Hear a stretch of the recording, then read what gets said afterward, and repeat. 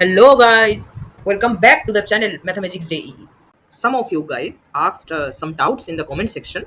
That's why I am posting these videos answering those two problems here. Okay, so the first problem we have, find the probability of the event E where E is this event. Okay, a person moves in a square in such a way that its distance from the sides of a square is greater than his or her distance from the center of the square. Okay, so we can first draw this situation. Okay, draw the square and understand this situation. So we have a square, okay, random square of side length L, let's say. So we have, let's say, this square, okay, with side length equal to L. It says a person moves in a square in such a way that its distance from the sides of a square is greater than his or her distance from the center of the square. So let us understand the given language first. Okay, its distance from the sides of a square. Now it may indicate that we are talking about the nearest side. Okay, generally whenever this type of questions occurs, we generally talk about the nearest side of that person. Okay, so we can assume this to be the nearest side of this person.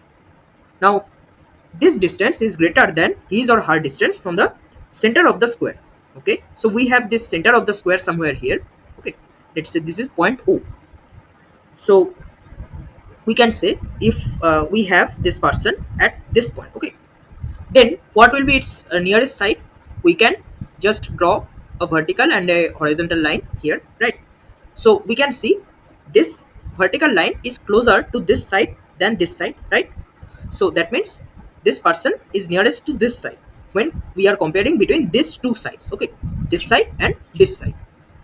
And then if we are comparing between these two sides, we have this horizontal line. Okay, so we can say this horizontal line is closer to this side than this side.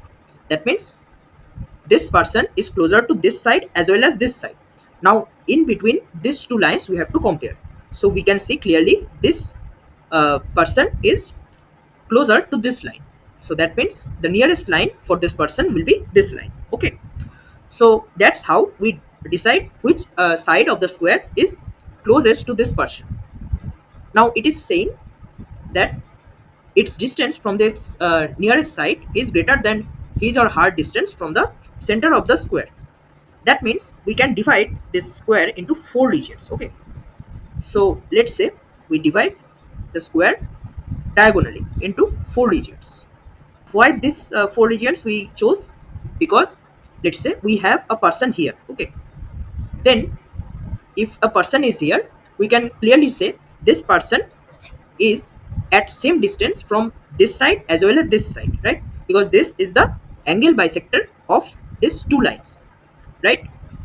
So if a person is here, it is closer to these two lines. He or she is standing at same distance from these two straight lines. But if I move into this region, okay, then we have the nearest line for this person as this line. Okay, then same goes for this region. If we step into this region, we have the closest line as this line. Okay, this line. And if I stand here, okay, in this region, let's say we have the closest line possible here. Okay, so that's the main thing. We divide this square into four parts. Now if we say that the person's distance from the sides of a square is greater than his or her distance from the center of a square.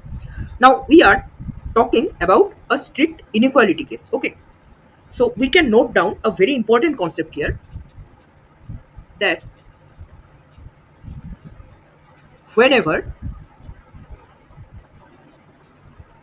inequality arrives in a geometrical problem like this, then always consider the corresponding equality. Okay, so this thing will be our main strategy to solve this problem. That means if we check for the corresponding equality, that means the person's distance from the sides of this square is equal to his or her distance from the center of the square. That is our corresponding equality. Okay, that means if I take this point, this is the center of the square, and let's say our person is standing in this region. Okay, this region. So let's say the person is standing somewhere here, right? So we can say this person is at a distance of this length from the center, right? And this length, this is the perpendicular distance from the nearest side of the square, right? So we can say these two distances will be equal for some position of this person, right? So we plot all the positions first for this region only, right?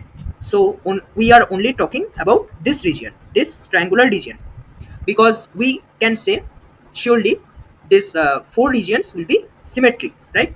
This region will be same as this region but rotated by an angle of 90 degree, and similar for this region, this will be again rotated by 90 degree, but overall the regions will be symmetric about this center, right? So we analyze for only one region first and then multiply our answer by 4. Okay, so what will be this equality case that we have to understand? Now tell me which type of curve is there which is defined by the distance of a moving point from a fixed point and a fixed straight line. Yes, you are right. We are talking about the conic sections. Okay, so for example, if I talk about this equality case, we can say this moving point, this is the person's position in this square region, or we can say more specifically in this triangular region, because we are talking about this triangular region only, right? So if this person is here and this is the fixed point which is the center of the square, and this is the fixed straight line. Okay, this is the side of this square, right? This side. So we are telling that these distances are equal. That means we are talking about a parabola. So this point will clearly move in a parabolic locus. So we can say if this point is P, P moves on, or we can say moves along a parabola. Okay. So this will be the locus of P when P lies in this region.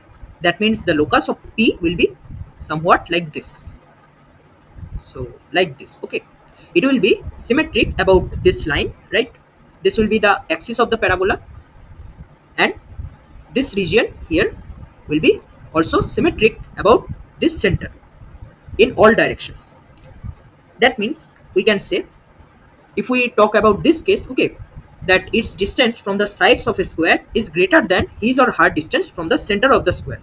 That means this P point, distance of this P point from this sides of the square is greater than his or her distance from the center of the square, means we are actually talking about this interior part of this parabola. That means this region. Okay, so now our main target will be to find the area of the region, this. Okay, so let us call this OMN. Okay, and let's call this point Q. So we are interested in finding the area OMQN. Then we can again multiply it by 4 and divide by the total area of the square to get our probability.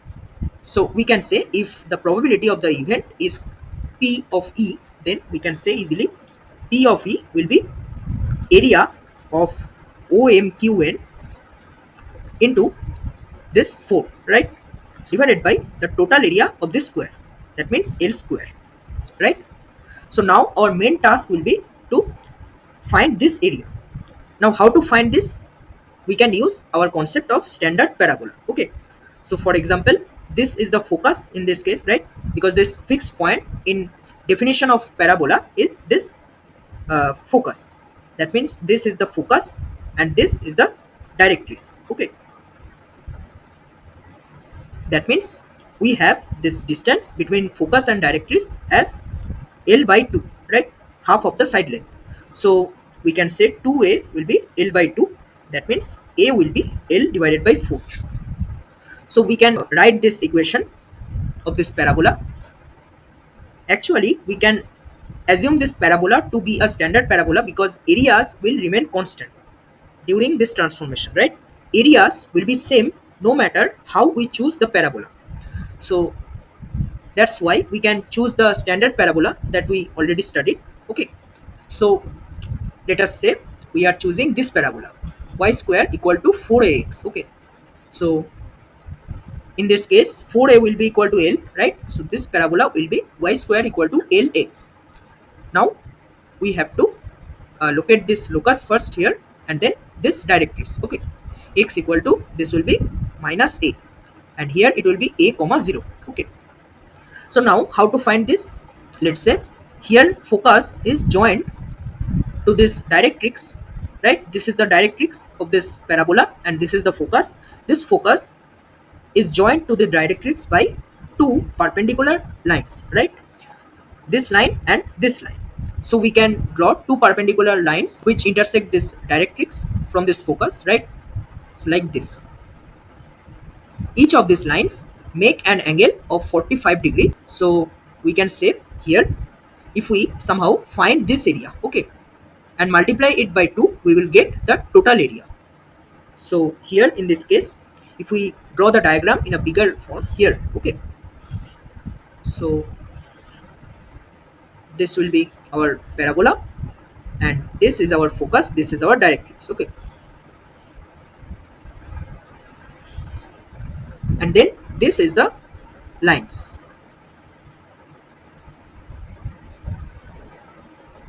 This angle is 45 degree, right? So this is the point a comma 0 and this is the point x equal to minus a, right? So we have this distance is a and this distance is a, where a is equal to l by 4, right? So we have to find this area. This total area will be 2 times this area, right? This I am bounding with this yellow color, right? This area, right? So we can say this area, if we calculate, it will be nothing but the sum of these two areas, right? This area here and this area, right? So it will be a comma 0, and now we have to find the equation of this straight line. Now this straight line is y equal to a minus x. We can find easily by the coordinates. Okay, so this angle is 45 degree, means this is also 2a here, right? Because this distance between focus and directrix is 2a. That means this y coordinate will be 2a. This will be the point minus a comma 2a. So we can find this equation of this straight line and then we can find the intersection points. Okay, so we can say that this triangle area will be, let's say this is the point x naught. Okay, this point here x equal to x naught, then this area of triangle we can easily find. Now what about this parabolic area? Okay, so this parabolic area we can either calculate directly or we can say by a standard method, a standard result that we may remember to calculate areas faster, which is if we enclose this region into a rectangle. Okay, so this parabola is passing through opposite vertices of this rectangle, right? So I am drawing it in a bigger font like this, and this parabola is passing through these two vertices. Okay, then we should remember that this region, the area of this region I am shading here. Okay, the area of this region, let's call this a1. Okay, and let's call this total area of this rectangle as a. Then we should remember the standard result, a1 is always equal to 2 by third of a. So this we should remember. Now you can find easily the intersection points and calculate the areas. Okay, so I am writing the final result that I got from here.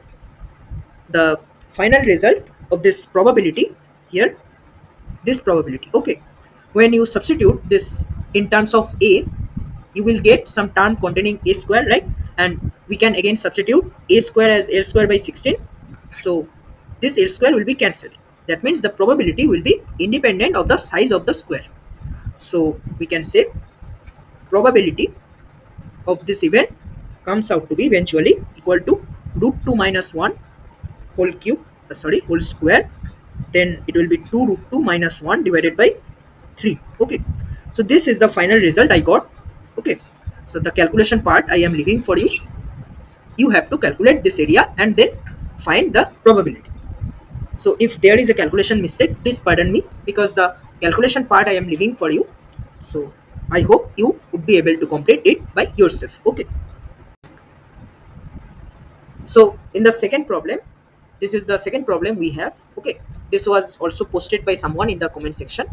Here it is a JEE Advanced 2015 PYQ. I am discussing it. Okay, it says the options with the values of A and L that satisfy the following equation is of the guard.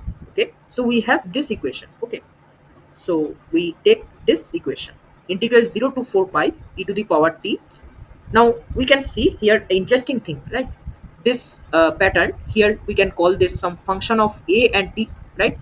This A is variable here, A is a parameter, and t is a variable here, right? So we can call this a function of two variables. Then we can simply again call this the same function, right? This will be f of a comma t. So we can see here this integral will be e to the power t into, this will be f of a comma t dt, divided by integral 0 to, this will be pi, then e to the power t f of a comma t dt. Okay, so this is equal to L as given in the problem statement. Now how to find the values of a and L which satisfy this following equation? Okay, so we can see in the options this a is given to be an integer. Okay, so there is no option where a is a fraction. So now if we think about applying the properties of definite integration, so let's say we try to apply King's rule or Queen's rule or Jack's rule first. Okay, so we can see if we apply King's rule here, then it will be e to the power 4 pi minus t. So e to the power 4 pi will be coming out of the integral, and then e to the power minus t will be there. So it creates another problem, right? Because the integrand will be then different. This f of a comma t will be unchanged by the transformation. You can verify it, right? But this e to the power t will get changed to e to the power minus t. So this will create a problem, a big problem here, right? So we cannot approach by this method. Then we can apply a very important property, another very important property of definite integral, which is integral this, let's say a to b, we can write as integral a to c plus integral c to d plus integral d to e plus so on up to, let's say we proceed up to e. Okay, so we can write this as e to, this will be b, right? So we can express the integral as sum of some integrals. So that is the concept that we are going to apply in this problem. So that means if we try to implement this concept here, we can say L will be, let's say we are breaking this numerator, because that will give us advantage, right? So integral 0 to pi e to the power t f of a comma t dt will be integral 0 to pi, right? Then it will be integral pi to 2 pi plus integral 2 pi to 3 pi, and then integral 3 pi to 4 pi, right? And the integrand will be same. So we can say this ratio, if we calculate, this ratio will be equal to 1. Okay, and this ratio, and this ratio we have to calculate one by one. Now let us talk about this ratio first. Okay, this, let's say we talk about integral pi to 2 pi e to the power t f of a comma t dt divided by integral 0 to pi e to the power t f of a comma t dt. Now we can actually find the ratio by equalizing these two integrals.